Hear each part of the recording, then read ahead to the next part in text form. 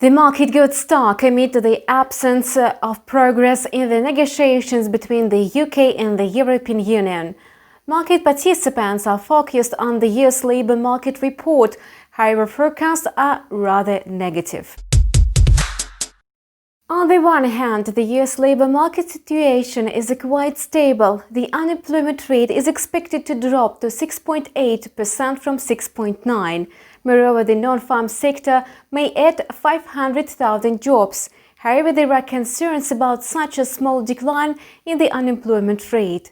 Last week, Jerome Powell warned both the US Congress and the Senate about the slowdown in the economic recovery. He urged the government to implement emergency stimulus measures. The Fed's governor called on the lawmakers to take the decision on the issue and stop the inter-party feuds.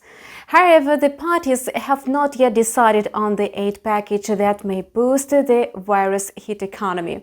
It means that the regulator may have to solve the problem alone. Thus, further easing of the monetary policy is the only way out. Of course, the Fed will hardly lower the key interest rate, however, it may expand its QE program. This in turn will lead to lower yield of government debt securities.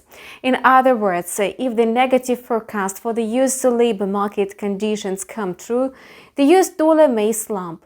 Notably, the number of unemployment claims decreased more than expected. That's why the real data on the unemployment rate could be a bit better. Let's take a look at the trading chart.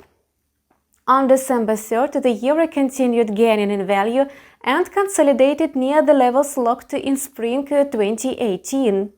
According to the technical analysis, the price is hovering within the levels of 1.2132 and 2174.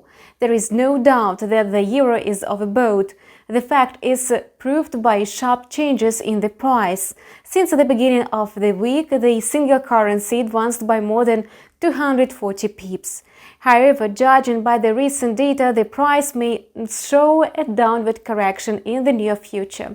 If the pair fixes below 1.2130, it may slide to 1.2100 and 2040.